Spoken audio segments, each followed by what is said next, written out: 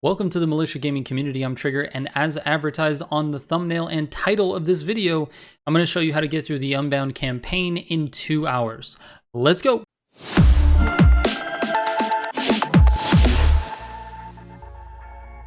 Alright, real quick before I get into the video, I have to shout out a player named Prax.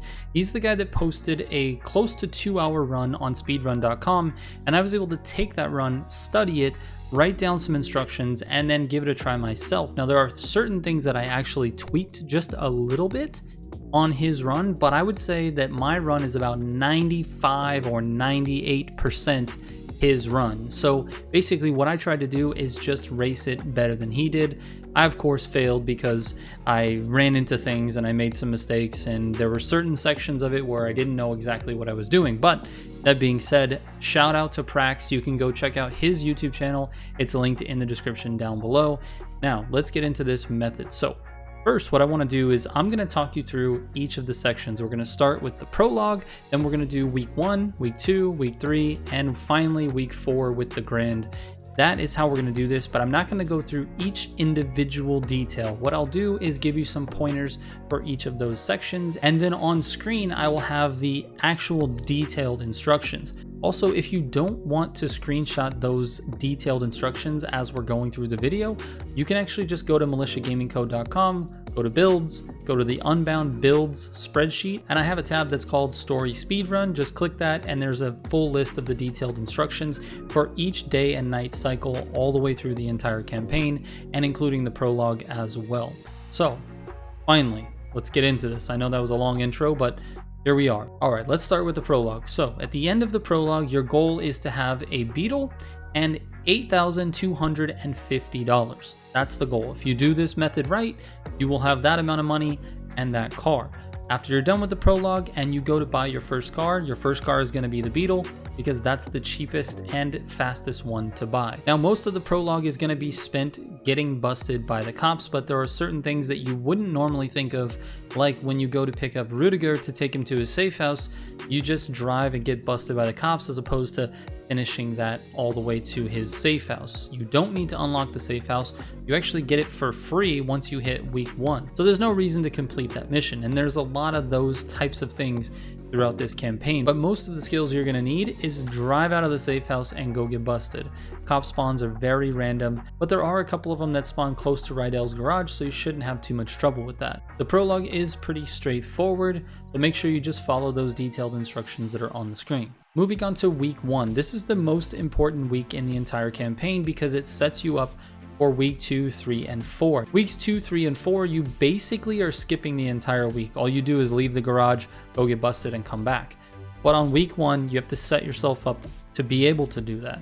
And the way you do that is by following these instructions. On Sunday day, you're going to be driving right outside of Rudiger's safe house, and then going to get that bear and coming right back. It gives you like $250 and allows you to skip to the next day. Anytime you earn money and then go back to the garage, it will progress to the next day, or if you get busted, it will progress to the next day. So that's what you're trying to do, is skip through as much as you can, make sure you have enough money at the end of the week. Just in case you are unaware of what a J-turn is, this clip right here shows you that you back up and flip yourself around. This you need to do while in a police chase to get the money for that challenge and then complete that night. You'll also notice that there's a bunch of switching the difficulty from intense to relaxed. You want relaxed when you're racing and intense whenever you're just getting busted and moving through the days. The getting busted bar goes faster on intense, and it's easier to race when you're on relaxed. You also have some retries if you can't win. Alright, at the end of qualifier 1, there's something you need to do in order to glitch the game, and you trick it into giving you a free car and free money. You have to do this in order to set yourself up for the rest of the campaign and to not have to grind for any money throughout the next 3 weeks. What you do is you go through the qualifier, you finish it, you win it, and then during the cutscene that's directly after it, you'll see it'll say you won this car, and then make sure you don't skip through it, because during that cutscene you need to turn your game off. You need to completely quit the game. If you're on PC, you can Alt F4. If you're on console, just open your menu, quit the game completely.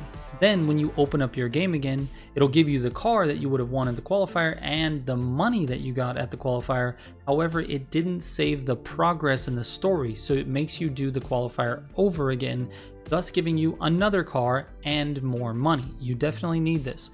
So you end up doing the qualifier twice. This first week qualifier, you do it twice. Now, if everything goes well in week 1, you should be ending week 1 and starting week 2 with a Beetle and a Land Rover and approximately $83,000. At the beginning of week 2, you're just setting your car up so that you can race it at the qualifier for week 2. So you set the car up using my instructions, and then you basically skip the entire week by going out of the garage and getting busted and coming back.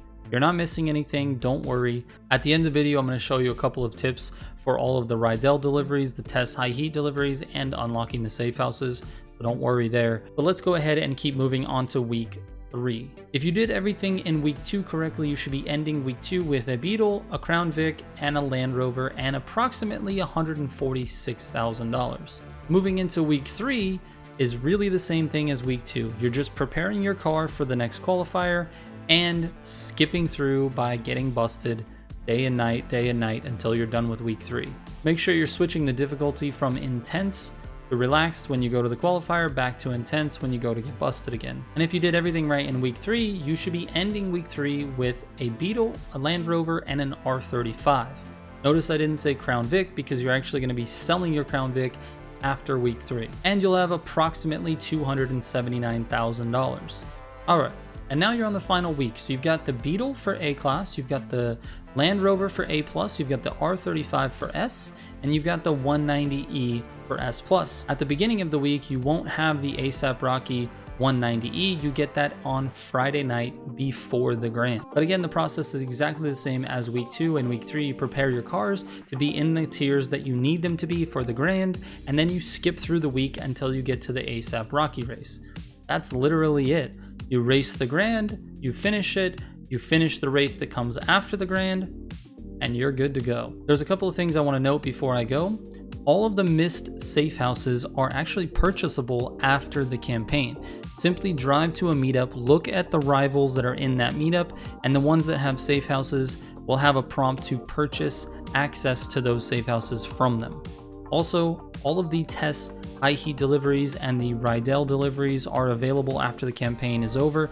They will pop up on the map on their respective day or night schedule. So wherever they were popping up during the campaign, whether it was a Tuesday night or a Wednesday day or whatever, they're gonna pop up on those days and nights. And lastly, I strongly recommend saving your progress, getting copies of your saves at each week. So when you finish the prologue, take your save file, copy it, put it in a place where you know where it is.